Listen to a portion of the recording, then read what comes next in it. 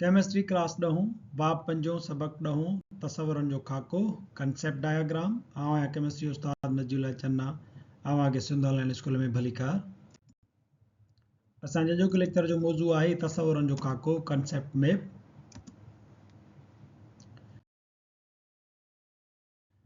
बाब पंजे जो असीं कंसेप्ट मैप पढ़ंदासीं।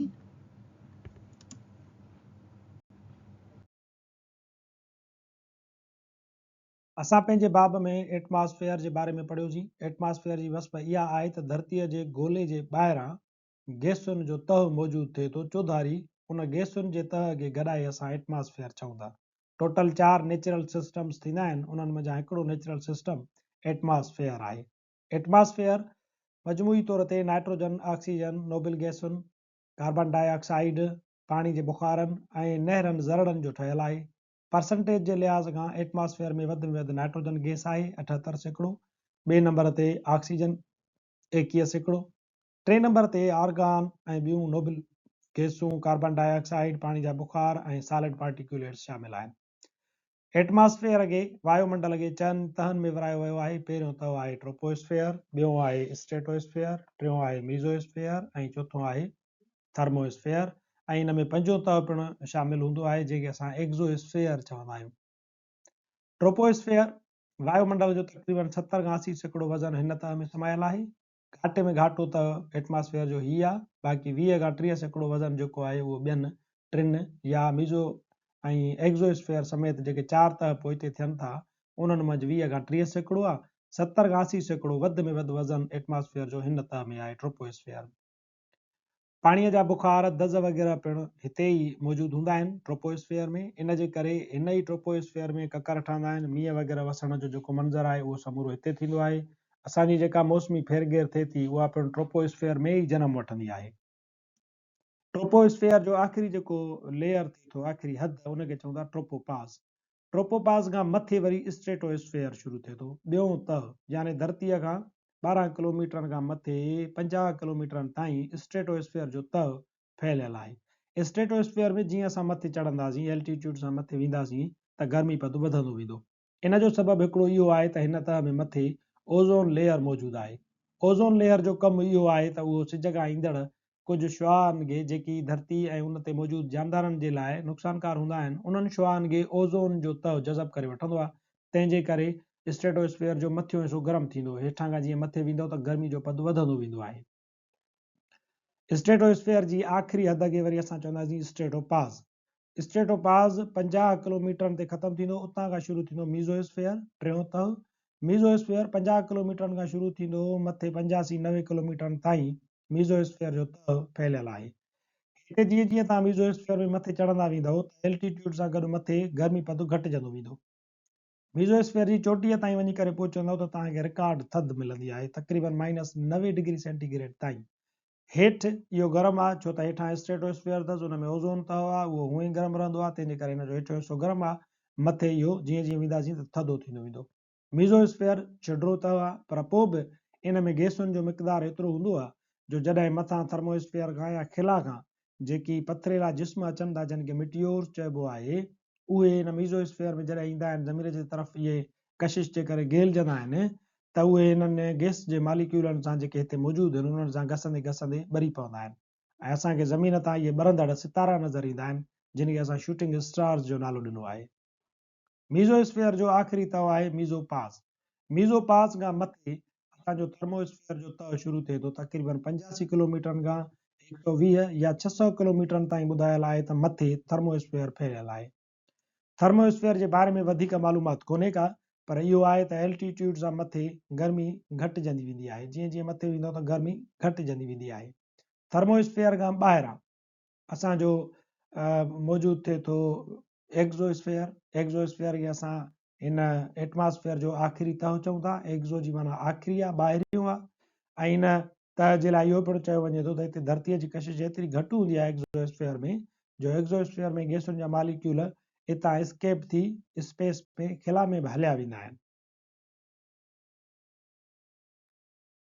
एटमॉस्फेयर जा लेयर्स ऐं एटमॉस्फेयर जी वस्फ सम्झण खां पोइ ते असां इहो पढ़ियो हुयोसीं त एटमॉस्फेयर छो ख़राबु थींदो आहे, गदलाहण उन में छो पैदा थींदी आहे।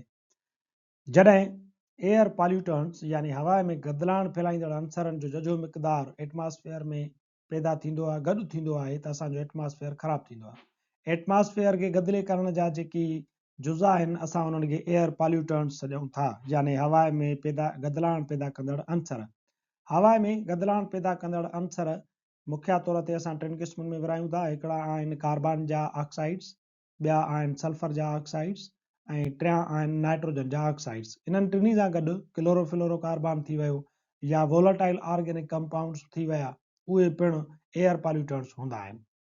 कार्बन जा जेके ऑक्साइड्स आहिनि ऐं सल्फर या नाइट्रोजन जा जेके ऑक्साइड्स आहिनि, उन्हनि खे असां ॿिनि वॾनि क्लासनि में विराए सघूं था, यानी एयर पॉल्यूटेंट्स खे ॿिनि क़िस्मनि में विराए सघिजे थो। हिकिड़ा आहिनि प्राइमरी पॉल्यूटेंट्स ऐं ॿिया आहिनि सेकेंडरी पॉल्यूटेंट्स। जेकी प्राइमरी पॉल्यूटेंट्स आहिनि उहे डायरेक्टली सिधी रीत पैदा थींदा आहिनि। मिसाल जे तौर ते फॉसिल फ्यूल खे असां ॿारियूं था या नामियाती मादा जेके बि आहिनि उन्हनि खे असां ॿारियूं था, साड़ियूं था, त उन्हनि मंझां जेके बेकार मादा पैदा थियनि था उहे कार्बन जा ऑक्साइड्स हूंदा आहिनि, सल्फर जा ऑक्साइड्स हूंदा आहिनि या नाइट्रोजन जा ऑक्साइड्स हूंदा आहिनि।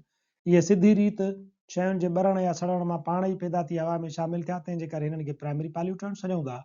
ऐं सेकेंडरी एयर पॉल्यूटेंट्स उहे आहिनि जेकी वरी हिननि कार्बन जे ऑक्साइड, सल्फर ऑक्साइड्स या नाइट्रोजन ऑक्साइड्स यानी प्राइमरी पॉल्यूटेंट्स जे पाणीअ सां रिएक्शन करण खां पोइ था ठहनि। हाणे पाणी हवा में मथे मौजूदु आहे, ही प्राइमरी पॉल्यूटेंट्स जॾहिं वञी पाणीअ में मिलंदा त कार्बन ऑक्साइड जेके आहिनि उहे पाणी सां मिलंदा त कार्बोनिक एसिड ठही पवंदो।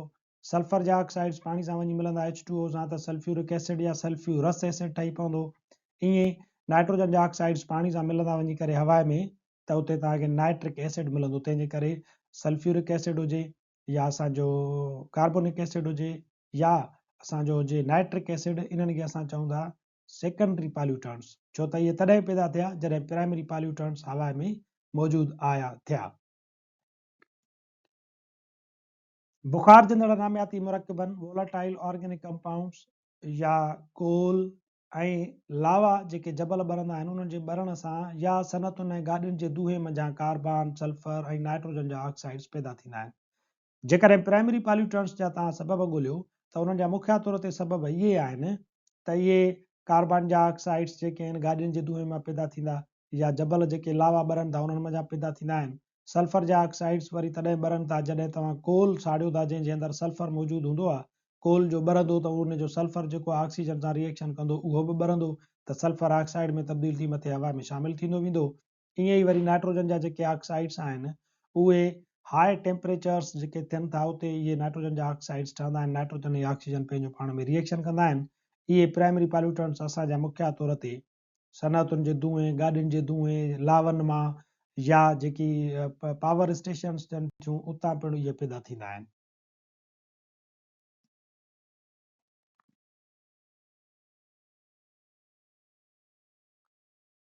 हाणे हिननि जो जेकॾहिं प्राइमरी पॉल्यूटेंट्स ऐं सेकेंडरी पॉल्यूटेंट्स पैदा थी विया त पोइ इहे छा काज़ कराईंदा, इन्हनि जो असरु असांजे एटमॉस्फेयर ते कहिड़ो पवे थो। नंबर पहिरियों असरु इहो आहे त कार्बन जा जेके ऑक्साइड्स आहिनि इहे ग्लोबल वार्मिंग पैदा कंदा आहिनि। माहौल में जॾहिं कार्बन डाइऑक्साइड तमामु घणी पैदा थी वेंदी त उहा असांजो ओज़ोन लेयर खे उनजी जॻह वठंदी, उनखे डिप्लीट कंदी, उनखे टोड़ींदी। ऐं जॾहिं कार्बन डाइऑक्साइड जो तह धरतीअ जे चौधारी ठही वेंदो त उहो सिज जे किरणनि खे अंदरि त छॾींदो आहे, पर धरतीअ मंझां जेके वरी गर्मीअ वारा शुआ इंफ्रारेड रेडिएशन्स ॿाहिरि वेंदा आहिनि त उन्हनि खे कार्बन डाइऑक्साइड जो वधियल मिक़दारु फासाए रखंदो आहे। इन जे करे धरतीअ जो गोलो गरम थींदो आहे पियो, ऐं गरम थियण जे करे हिकिड़ो मसइलो पैदा थिए थो जंहिंखे चइजे थो गोले जो गरम थियणु, ग्लोबल वार्मिंग।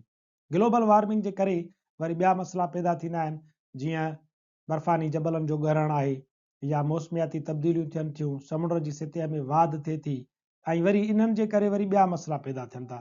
बर्फ़ानी जबल जो ॻरंदा त ॿोॾियुनि में इज़ाफ़ो थींदो, दरियानि में पाणी घणो ईंदो, ऐं मौसमियाती तब्दीलियूं जेके थियनि थियूं उन्हनि जे करे मींहं तमामु घणा पवनि था, गर्मी जो पदु वधे थो, ऐं जेका ग्लोबल वार्मिंग थिए थी त बुखारनि जो सिलसिलो बि तेज़ थिए थो त मींहं बि घणो पवे थो।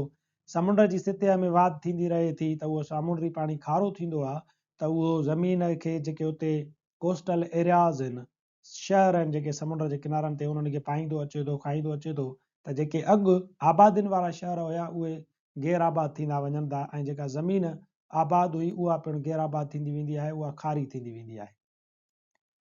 सल्फर ऐं नाइट्रोजन जे ऑक्साइड सबबि वरी तेज़ाबी मींहं पवनि था। सल्फर जा ऑक्साइड्स पाणी सां मिलिया त सल्फ्यूरिक एसिड ठही पियो, या नाइट्रोजन जा ऑक्साइड्स पाणी सां मिलिया त नाइट्रोजन ऐं ऑक्सीजन ऐं पाणी मिलियो त नाइट्रिक एसिड ठही पियो। हाणे नाइट्रिक एसिड या सल्फ्यूरिक एसिड जॾहिं वरी मींहं सां गॾु हेठि किरंदो त मींहं में जो तेज़ाब मिलियलु हूंदो त उनखे चइबो आहे तेज़ाबी मींहुं या एसिड रेन। तेज़ाबी मींहुं पथरनि ते वञी करे पवंदो त पथरनि में मौजूदु जेके वॾा अंसर आहिनि, ॻरा अंसर, लेड आहे या तव्हांजो पंहिंजो शीहो ऐं असांजो मरकरी आहे पारो, उन्हनि खे उतां खणी लीच करे पाण सां गॾु ईंदो आहे, लोड़ींदो ऐं ज़मीनुनि में बि उन्हनि खे मिलाए छॾींदो आहे, फसुलनि में मिलाए छॾींदो आहे, या जेके नहरूं आहिनि, तलाउ आहिनि, उन्हनि में बि उन्हनि खे मिलाए छॾींदो आहे त एक्वेटिक लाइफ पिणु जेका आहे उहा उन्हनि खां मुतासिर थिए थी। ख़ासि तौर ते एल्यूमिनियम अंसर जॾहिं इन तेज़ाबी मींहं सां गॾिजी करे पाणीअ में लुड़ी करे ऐं तलावनि ताईं पहुचे थो त तलाउ में रहंदड़ मच्छियुनि जी जेके कलियूं आहिनि उन्हनि में इहो एल्यूमिनियम फासी पवंदो आहे, उन्हनि जे साह खणण में ॾुखियाई पैदा कंदो आहे, उहे मरी बि सघनि थियूं। तेज़ाबी मींहं जे करे नहरुनि ऐं तलाउनि जी pH घटिजी वेंदी आहे, उहा तेज़ाबी थी वेंदी आहे। तेज़ाबी मींहुं इमारतुनि, मुजस्मनि, ॿूटनि ऐं इंसानी सिहत खे मुतासिर करण जहिड़ा मसाला पैदा करे थो। असांजे बाब 5 जो जेको कॉन्सेप्ट मैप आहे उहो मुख़्तसरनि हिते पुॼाणीअ ते पहुतो। वरी हाज़ुर थींदासीं नए लेक्चर सां गॾु। तेसिताईं ॾिसंदा रहो सिंध ऑनलाइन स्कूल।